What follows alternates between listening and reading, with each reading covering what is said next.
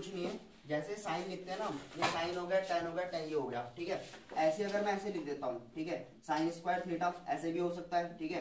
अगर मैं लिखूं 1/10⁵ थीटा, तो ये भी हो सकता है, मतलब फॉर्मूले बन जाते हैं ऐसे, ठीक है।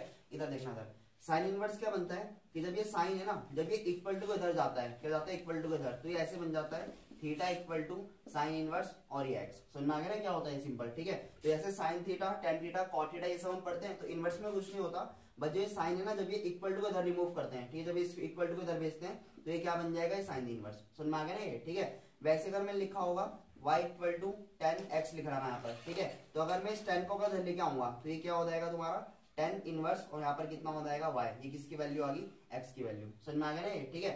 मतलब जैसे ये होता है ना, जैसे उसमें पढ़ते हैं, अलजेब्रा में पढ़ते हैं, x है, अगर मैं x का रेसिप्रोकल करूं तो क्या हो जाएगा, 1/x हो जाएगा, और इसको रेसिप्रोकल करके हम कैसे भी लिख सकते हैं, x की पावर -1। ये होता है ना सिंपल से जो अलजेब्रा में पढ़ते हैं हम, कि 1/x को, ये जस्ट तुमने देखा ही होगा कि 1/x की पावर 5 है, तो मैं इसको कैसे लिख सकता हूँ, x की पावर -5 ऊपर भेज के, ठीक है। बट अगर कभी 1/ ये लिख रखा ना, तो इसको तुम ऐसे मत लिख देना कि 10 की पावर -5 और थीटा, ये बिल्कुल रॉन्ग है। समझ में आ गया ना, गलत चीज है ये, ठीक है। तो इनवर्स में कुछ नहीं है, इनवर्स बस क्या होता है कि साइन जब उधर जाता है ना, इसके बाद वो इनवर्स बन जाता है, ठीक है। अगर जैसे कभी 1/sin x लिख रखा, तब तुम इसको कैसे लिख सकते हो कि साइन इनवर्स है, कि साइन को ऊपर भी दिया साइन इनवर्स, गलत है ना ये, ठीक है। ये वाली चीज क्या होगी, गलत होगी, ठीक है। तो याद रखना कि जब भी इनवर्स बनता है ना ट्रिग्नोमेट्री में, इनवर्स कैसे बनता है कि साइन को उधर भेज के हो जाता है साइन इनवर्स। समझ में आ गया ना ये, ठीक है। करो उसको कॉपी जरा, पहले इस वाले को करना और इस वाले को, दो चीज कॉपी करो फटाफट।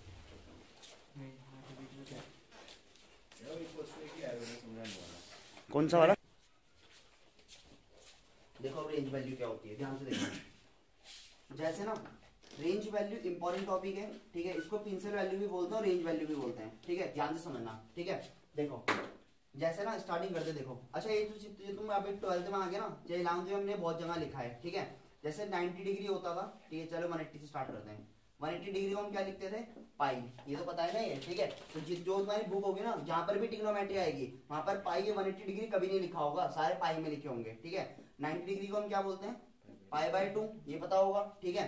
ऐसे अगर 60 डिग्री आएगा तो क्या बोलते हैं, π/3, ये हो जाएगा। अगर 45 डिग्री आएगा तो क्या लिखेंगे, π/4, ये हो जाएगा, ठीक है। अगर हमारे पास कितना आएगा 30 डिग्री आएगा, तो हम इसको क्या लिखेंगे, π/6। समझ में आ गया ना ये, ठीक है। तो जो भी हमारे एंगल होते हैं ना, हम एंगल क्या करते हैं, 12th क्लास में, ठीक है, 10th में हम ये यूज करते थे, जैसे हम लिखते थे sin 60, ठीक है। जब हम 10th क्लास में थे तो हम ऐसे लिखते थे कि sin 60 की वैल्यू कितनी होती है, √3/2। और तुमने 11th में देखा होगा कि हम लिखते हैं इसको क्या, sin π/3, तो इसकी वैल्यू भी कितनी है, √3/2, ठीक है। वैल्यू में कोई चेंज नहीं आएगा, बस तो लिखने का तरीका अलग है, ठीक है। इसको बोलते हैं डिग्री की फॉर्म में, इसको किसकी फॉर्म में बोलते हैं, रेडियन की फॉर्म में, ठीक है। तो जितने भी एंगल होते हैं ना, सब रेडियन की फॉर्म में लिखे जाते हैं ट्रिग्नोमेट्री में, ठीक है। और ऐसा नहीं कि सिर्फ इसी चैप्टर में, हर एक चैप्टर में जहां पर भी ट्रिग्नोमेट्री आएगी, ठीक है, वेक्टर को छोड़कर हर जगह ट्रिग्नोमेट्री आती है। डिफरेंशिएशन में ट्रिग्नोमेट्री है, इंटीग्रेशन में ट्रिग्नोमेट्री है, ठीक है, वेक्टर को छोड़कर, प्रोबेबिलिटी को छोड़कर, ठीक है। इन दो चैप्टर को छोड़कर हर जगह क्या आएगी, ट्रिग्नोमेट्री आएगी।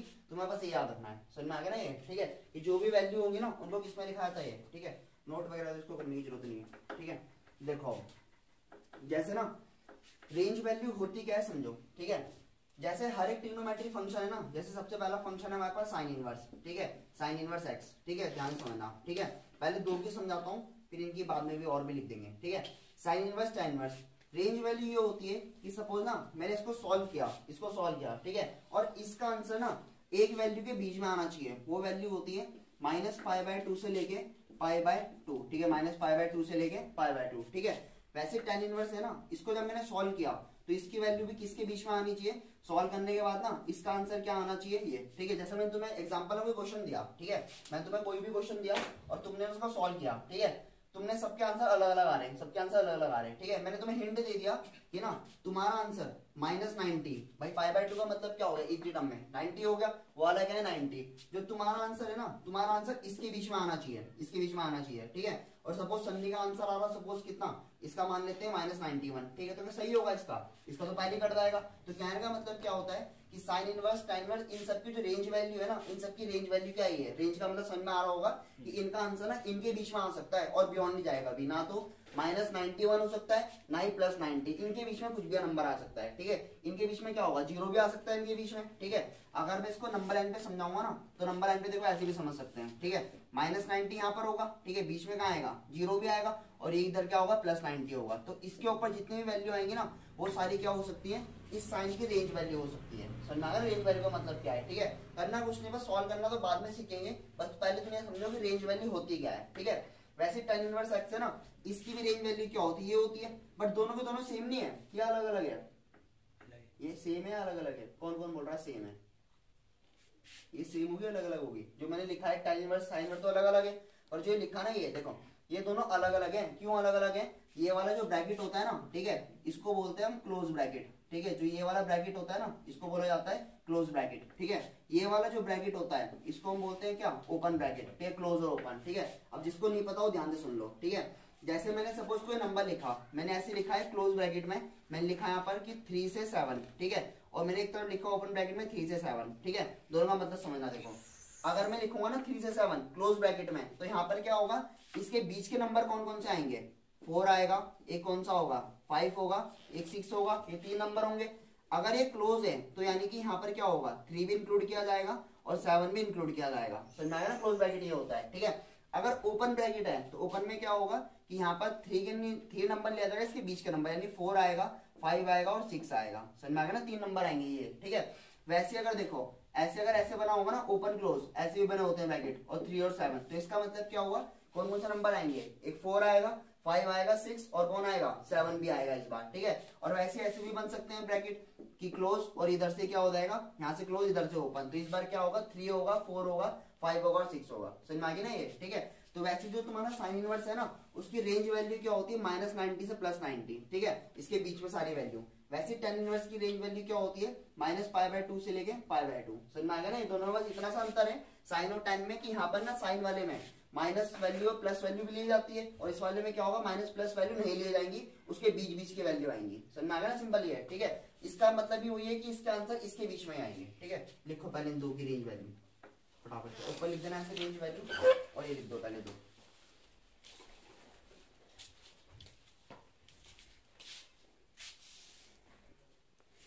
देखो जैसे 6 वैल्यू है ना, इन 6 में से ना बस ये ऊपर की 4 याद रखना, ठीक है। इन दोनों के ना, इन दोनों को हम, ठीक है, कॉस सेक को हम किस में कन्वर्ट कर देंगे, साइन में, ठीक है, और इस सेक को हम किस में कन्वर्ट कर देंगे, कॉस में, ठीक है। इसीलिए सिर्फ ये 4 वैल्यू मेन है, बाकी की 2 वैल्यू मेन नहीं है, ठीक है। अब देखो ध्यान से, जैसे एक एक दोबारा समझाता हूँ दोबारा। यहाँ पर कौन सा ब्रैकेट लगा रखा मैंने, क्लोज ब्रैकेट, ये तो दिख रहा होगा, ठीक है। कॉपी में गलत मत लगा देना, गड़बड़ हो जाएगा, ठीक है। ऐसे नहीं कि कोई सा ब्रैकेट आ जाए मन कर रहा तो, ठीक है। ये वाला कौन सा ब्रैकेट है, ओपन ब्रैकेट है। ये वाला कौन सा है, क्लोज। ये वाला क्या है, ओपन। ये वाला ब्रैकेट कौन सा है, क्लोज होगा। और ये वाला ब्रैकेट क्या बनाया मैंने ऐसे करके, ये क्या है, हाँ सही बोले, सेट वाला, ठीक है। सेट में नहीं बनाते थे ब्रैकेट, अभी तो पढ़ के आए 11th, अभी तो 11th में तुमने पढ़ा होगा। जैसे ए सेट नहीं लिखते थे कि 1 2 3 4, तो ये ब्रैकेट थोड़ी होता है, कर्ली ब्रैकेट बोलते हैं इसको, पर होता नहीं है ब्रैकेट है, ठीक है। इधर सुनो, देखो यहाँ जैसे ना इस ब्रैकेट में कुछ नहीं है, इसका मतलब क्या हुआ, देखो जैसे ना कॉसेक जो होता है, ठीक है, कॉसेक तो पहले कॉसेक की बात कर लेते हैं। कॉसेक और साइन में क्या फर्क होता है बस, ठीक है। जब मैंने यहाँ पर क्या लगाया, क्लोज ब्रैकेट लगा रखा, ध्यान से देखना, तो वैल्यू कहां से कहां तक होगी, -90 से मैं चलूंगा, 0 भी मिलेगा बीच में, और यहाँ पर क्या आएगा, +90 भी आएगा। ये सारी वैल्यू क्या आएंगी, इस साइन में आएंगी। समझ में आ गया ना, ठीक है। बस इसमें कुछ नहीं है, -90 से -0 का मतलब क्या होगा कि जब तुम इसको लिखोगे ना तो -90 आएगा, क्योंकि यहाँ पर कौन सा ब्रैकेट लगा रखा मैंने, क्लोज ब्रैकेट लगा रखा।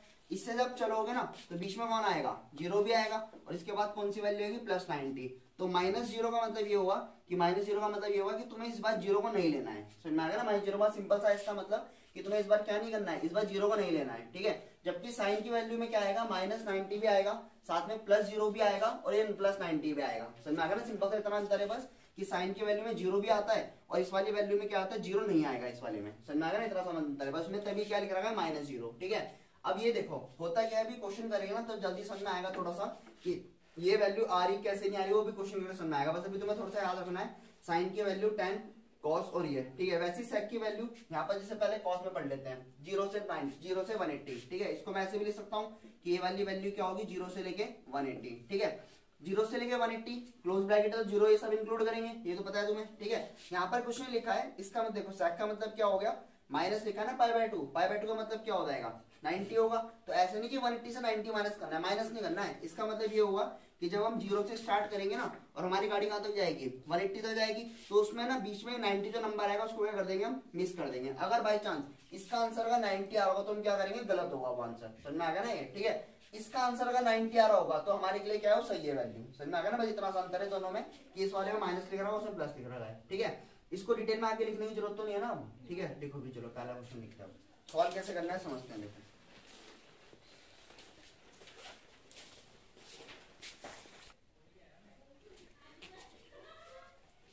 बता दिए, देखो ध्यान से समझना, ठीक है। इजी क्वेश्चन है बहुत, बस माइंड में क्या रखना है। देखो उतार दे अब देखना, देखो पहले से इधर देखना, अभी कुछ मत देखना, ठीक है। बहुत ही इजी है, अगर ये सीख के ना तो इससे कम से कम 5 से 10 टॉपिक कंप्लीट हो जाएंगे, ठीक है। ऐसे नहीं कि सिर्फ यहाँ पर पढ़ रहे तो अगले में काम नहीं आएगा, ठीक है, अगले में भी काम आएगा। ध्यान से देखो, साइन जो होता है ना साइन इनवर्स एक्स, इसकी जो रेंज वैल्यू होती है हमारे पास, ठीक है। सबसे पहले क्वेश्चन ऐसे स्टार्ट करना है, साइन की रेंज वैल्यू क्या होती है -90 से +90, ये होता है, इधर देखना सर, ठीक है। हमें करना कुछ नहीं है, ये वाला साइन, ठीक है, इस वाले साइन में इसको लिखा 1/√2, क्या 1/√2 का साइन पे होता था तो था 45 पे, ठीक है। तो हम कैसे लिखेंगे, देखो हम ऐसे लिखेंगे, यहाँ पर ऐसे मत लिख देना कि साइन इनवर्स और यहाँ पर लिख दिया तुमने 45 डिग्री, ये गलत है, ठीक है, ये गलत है। और साइन इनवर्स अगर तुम लिखोगे π/4, ये भी गलत है। कैसे लिखना है ध्यान से देखो आप, ठीक है। ये वाला साइन तो मैंने ऐसे उतार दिया, इसकी वैल्यू 1/2 की वैल्यू ना 1/√2 की वैल्यू कॉस में भी होती है, बट हमें कहां पर देखनी है साइन में, क्यों, क्योंकि यहाँ पर कौन चल रहा है साइन। तो इस 1/√2 को ना, इस 1/√2 को मैं कैसे लिखूंगा साइन π/4, क्योंकि इस वाले पूरे की वैल्यू, इस पूरे की वैल्यू कितना हो गया 1/√2, समझ में आ गया ना कैसे कन्वर्ट करना है, ठीक है। अब देखो इस वाले साइन से वाला साइन क्या हो गया आपस में कैंसिल, जैसे ऐसे होता है ना जैसे हम उसमें ही करते हैं सिंपल, जैसे तुमने 10th क्लास में पढ़ा होगा कि अगर साइन x इक्वल टू यहाँ पर लिखा है साइन 45, तो क्या करते थे इस साइन साइन रिमूव करते थे और x की वैल्यू क्या लिखी जाती थी 45, ये पता होगा तुम्हें जैसे कंपेयर करते थे। तो यहाँ पर भी कुछ नहीं करना है, इस वाले साइन से ये वाला साइन क्या हो जाएगा रिमूव हो जाएगा और यहाँ पर इसकी वैल्यू कितना आ जाएगा π/4, समझ में आएगा ना π/4, ठीक है। अब तुम्हें देखना है कि π/4 ना, अब देखो अब असली काम स्टार्ट है, ठीक है। यहाँ तक तो आसान है, यहाँ तक 10th क्लास का था सारा। ये π/4 ना क्या बिलोंग कर रहा है, इसके बिलोंग कर रहा है कि नहीं कर रहा, इसकी रेंज वैल्यू में -π/2 से लेके π/2, ये वैल्यू कितना है -40 +45 होगा, क्या -90 से +45 के +90 के बीच में 45 आता है, आएगा इसके बीच में, तो यानी ये क्या हो जाएगा इसका आंसर, समझ में आ गया ना। तो इसका मतलब ये लिख सकते हैं कि साइन इनवर्स 1/√2 का आंसर जो कितना होगा π/4 होगा, समझ में आ गया ना, ठीक है। अगर ये वाली वैल्यू अगर इसमें नहीं आ रही होती इसकी रेंज वैल्यू में, तब ये इसका आंसर क्या होता गलत होता, हम दूसरे तरीके से सॉल्व करते हैं, समझ में आ गया ना ये, ठीक है। दूसरा तरीका भी छोड़ दो, बस अभी ये सीखना है कि इसकी वैल्यू क्या होगी π/4 ये आ रही तो इसके बीच में आनी चाहिए, ठीक है। कॉपी करो उसको भी, अलग क्वेश्चन करना।